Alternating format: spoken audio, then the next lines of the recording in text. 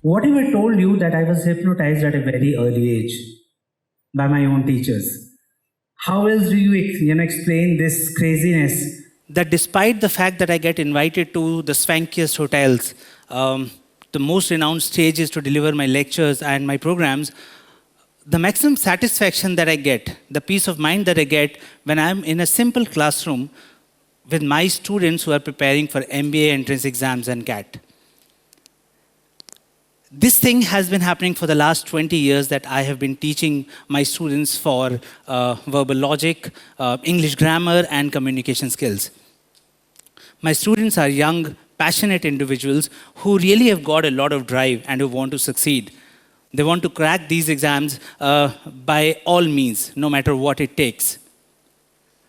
But when all of these things are happening, they are also pressurized by the pressure to perform, because we all know that getting into a top MBA college in India is not a very easy task. For each seat, there are thousands and thousands of students who are competing for the same. Therefore, mathematically, there are more chances of failures than success, and it is very well known to all of us. So therefore, I have had the fortune or the misfortune to observe failure from very close quarters, both in terms of intent and also in terms of numbers. And having gone through all of this, I, over the years, have developed a unique take on failure, something that I would like to share with you. People who look at these students from far away, they believe that a student fails only after the CAT result is out. But ask me, that's not the case, because I see them go through many sectional tests, many mock exams, many practice tests, so many questions every day. And each and every miss in that exam, in that preparation, in that realm of competition, has the potential to attest this tag of failure on these individuals' minds. Now add to it the brutality of the Indian coaching industry, and you would realize that how ruthless it might become for them. As a student, as a teacher in my earlier initial years, I simply got frustrated because of all of this pain. Because my teachers, my own teachers, they had inculcated in me that the purpose of education is more liberating than shackling. I wanted to do something about it, but I just did not have the ideas where to go and how to do about it. So therefore, when I looked at my own subject, English, the one that I teach, I realized that it did have the potential to open the doors of imagination and creativity and happiness through various topics such as art, literature, and philosophy. But how to do it? So when I started my own coaching institute in the year 2007, it was quite evident to us that it would be less of a coaching institute and more of an education institution, both from the outside and from the inside of the class. Outside of the class, it was quite easy for us, to be very honest with you. Because as individuals, we were very fun-loving, easygoing, happy to roam around, crack jokes with students, and therefore we were able to create an environment where students looked forward, to coming to our institute, because that's where they enjoyed it. But I knew that there was something deeper that was required inside of the classroom, in the pedagogy, so that this becomes a part of their DNA, that they start removing the fear from their mindsets. I worked countless number of hours to deconstruct and reconstruct my lectures. Every night, I would relive my interactions with my students to map their psychology with the objective of my courses. I worked over and over again, and finally, there was this miracle that happened. I was clearly able to see how preparing for CAT and teaching for CAT, have the potential to offer you a mindset and a roadmap to alter this distorted and crooked definition of success and failure that the society gives you. Now, there were two observations that I made. The first one is that unlike math and like life, English is not algorithmic. Language is not algorithmic. Its major component, RC, reading comprehension, for example, was more qualitative and artistic than quantitative. The second observation was that most of these questions in language, they were more inference-driven. They were more inferential in nature. What it meant was that there was always this amount of subjectivity that would be involved. Now, the students, on the other hand, they had been trying to look at solutions in a very algorithmic manner. They were looking for cookie-cutter solutions that would be given to them, and they would be able to apply it everywhere. But that was not the case. Imagine a question like, give a suitable title to the passage. Now, how do you answer such questions, giving a suitable title to the passage? I mean, there can be guidelines, but can there be scientific way to solve such a question? Scientific, no. Because it is something like, trying to identifying the correct name of a child, or of a product, or of a Bollywood movie. Because in which case, my favorite joke would completely go bonkers, which is, if you take 3 Idiots movie in one hand, and you take Student of the Year movie in the other hand, and then you interchange them, and people would not know the difference. So this subjectivity is always there, and it was my job to make sure that I teach my students about what this subjectivity is all about. This is where what I identified was that the issue, what I like to call, is that of rational subjectivity. What it means is that while, as humans, my students, they were bound to have their own opinions about, issues around them, about things about them. When I questioned them on their reasons about their opinions, they seem to be very baseless opinions. For example, they would be very passionately talking about, in a very opinionated manner about relationships, or politics, or existence of God, or people around them. And when the question is why, their claims were quite unsubstantiated. So this only meant 2 things. Either their opinions were actually baseless, or 2, they were not able to put a coherent structure to their thoughts. Now, both of them are detrimental to their learning this beautiful language called English. And I also realized that it is not just English preparation, it is very akin to life preparation. Because just like English, life also doesn't give you an algorithm to solve. There is no formula. There are guidelines in the form of morals, values, ethics, your thinking, your attitude. But are there any formal guidelines? No. And this is where it gets very interesting, what I observed, is that my students, when they hate math and they get a question incorrect, they hate math. All right? But when they don't know English and they get a question incorrect in English, they hate themselves. There's a kind of an existential crisis in them. Am I even meant for success? It is predominantly because language and life, they're all around us. So it had a huge potential to get into the psyche of these people. So how did I resolve this issue? I worked initially on very simple things, like playing games, showing them movies, discussing characters. But later on, I realized that although they had their own merits, they were very short-lived. I needed to do something with the way these people think. And therefore, I developed this model, which I, in my mind, called ILP. It's a 3-stage model, ILP model. This is a model that I use even now. The first stage of this model is when I teach my students to identify the difference between facts and opinions. Now, facts are simple pieces of information, and opinions are statements of approval or disapproval. But the goal was very clearly stated to them, that they have to identify these statements from daily lives and not from exam books. For example, if I ask you, Amitabh Bachchan is tall, is it a fact or an opinion? Fact, right? Wrong. It's an opinion. Because it would have been a fact had I stated that Amitabh Bachchan is 6 feet tall.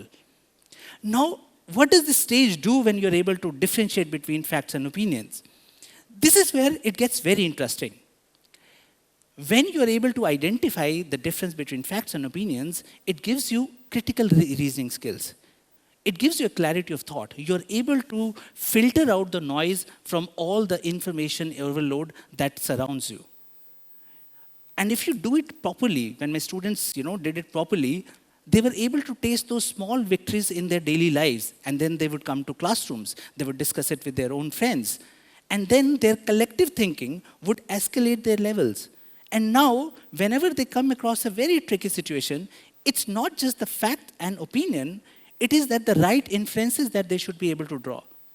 For example, if somebody scored a 0 out of 10, they are not worried about 0 and 10, and there is not a muddled emotional outburst. They're able to figure it out that how should I look at it? Should I look at it as that I am a failure, an opinion, or I failed in this exam, a fact? Now, once this kind of thing is developed, they are able to look at the things from a macroscopic perspective. And this macroscopic perspective is something that helps them look at the bigger picture, and then those minor issues, they stop bothering them. This is where the second stage comes in. In the second stage, I teach them to identify logical fallacies every time they read or they hear something. Now, fallacies are wrong ideas, misrepresentations, and inconsistencies, and they're all around us. My own first tryst with inconsistencies was when my mother and I were watching a TV ad of a detergent which claimed to be new and improved at the same cost. My middle class mother got all excited about buying it. And I asked her, Mom, how could this detergent be both new and improved? Because if it is new, what has it been improved upon? And if it is improved, how are they claiming it to be new? My mother looked at me and said, Bakwas mat kar, main to kharidungi. Typical mothers. Now, this might be a very simple, light-hearted example. But I know that when remain unchecked, these fallacies have a very strongly corrosive effect on your thinking. They have the power to corrupt how you think. They have the ability to make sure that you start looking at yourself in the wrong light. It has been observed that people who fall for fallacies, these fallacies, they are more likely to be duped, to be cheated. They are more likely to be scared. And they are more likely to believe when they are told that you are a failure. Then comes the third stage. The third stage is when I ask them to draw parallel arguments. This is the stage where I teach them to map all the new stimuli with their existing knowledge bank here.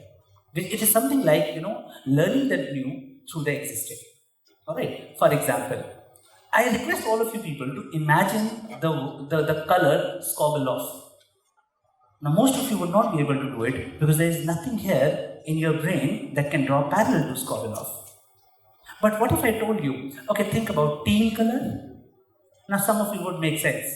But the boys in the hall, they might still be like, they're looking for more green. Now a light bulb moment. Now add an equal amount of blue to it, and that's Skobeloff for you. And now, now probably there is some chance that you are able to figure it out, right? Similarly, my students, if they had limited knowledge bank here, how would I prepare them for higher levels? And that was a challenge that I identified, and I wanted to make sure that they learned it. So therefore, what I started doing was, I asked them to feed their brains with more and more inputs so that they have got more and more to draw parallels from. Now, how did they do it? I asked them to read more and more, to meet more and more people, to interact with strangers and the unknown. Now, this might sound very simple, as a suggestion. But the truth is, along with this come three very important fears. The first one, what if I don't like the unknown? Number two, what if I start disliking the known? And third, what if I fail? Now, each one of them might appear to be very strong fears, but trust me, a tinge of a dose of logic, and you will be able to figure out that these are not very big fears. Allow me to elaborate. Number one, what if I don't like the unknown? How normal is this? Because if you don't know something, the feeling of likeness is very less likely to happen, right? So, why is that a fear? What if I start disliking the known? Again, that's a very normal thing. Because look at the current known set of, entities in your life. And you will realize you don't like everything at all. So what if you just don't like something that you know? And the third thing, what if I fail? And at this point of time, if you have paid enough attention, you know that is actually the most normal thing that has happened with us. All of us have failed. Having realized these things, my students are ready to take on the world, and by the time the course ends, they accept that exploration is a part of journey. And during this exploration, all they need to do is follow the three-step process.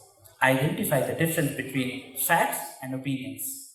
Avoid logical fallacies. And draw proper parallels. And once they do that, they are able to not just embrace their failures, they are even able to leverage on their failures. I always end my sessions and my courses by telling a very weird and very abstract story to my students, and I'm sharing that with you. Imagine a nice, cultured Indian family having dinner with a special guest. And for dramatic effects, let that guest be the boss of the father or the mother. Now everybody having a good time, good homemade food, and suddenly this 7-8-year-old kid of the family goes over to the boss, looks into his eyes, and out of nowhere, pat, gives one tight slap to the boss. What do you think is going to be the mother's first reaction? It's going to be, no, marna nahi, bad manners, no hitting, right? 5 days later, the student comes back home crying. Mother asks, what happened? He says, Raju hit me. Now the mother, the real tigress wakes up. And she would be like, then you should have given 2. And then the kid says, but mama, no hitting. Now is the time when mama would tell, no beta, वैसे तो no hitting. But when somebody hits you, you can't just get thrashed for no fault of yours, can you? 7 more days later, the kid again comes back, crying again. But this time he's not just crying, alright? His shirt is torn, his eyes are black. And this time the mother asks, what? And says, when the other guy hit me, I hit him back. But the other guy held me by my collar and thrashed me left, right and center. And the mother's like, Raju did that? And the kid says, no, this time it was Billu. And Billu is the notorious 14-year-old Gali Kakunda's, street punk. And now the mother will be like, you should have seen it, no? That whom you were taking panga with. You should have just quietly slipped away when the first slap happened to you. And the kid would be like, what? Now the kid got thrashed twice. Alright? And you would be wondering, what? Now what is the story all about? If it is the end of the story. A lot of you might not be able to figure it out. But actually it is very easy. That's how we learn. Because the other alternative, if the mother had chosen, it would not have led the kid anywhere. Imagine at the very first slap, the mother started saying, beta dekho वैसे तो मारते नहीं है. But अगर कोई मारे तो मार खाते भी नहीं है. लेकिन by chance अगर मारने वाला बंदा तुमसे ज़्यादा, you know what, the kid would not understand because his entire reality is just this. So he has not seen the subsequent levels. And therefore, the mother chooses to teach only one step. Sends the kid out. The kid goes out, explores the world, fails at times, comes back to the mother, identifies the next level, and then so on and so forth. Therefore, each of these failures had the potential to teach the kid what is the right way forward. Every time you go out, you explore the world, you fail, don't worry. Find your right mamas, and for sure, you will be able to guide it well. Thank you so much.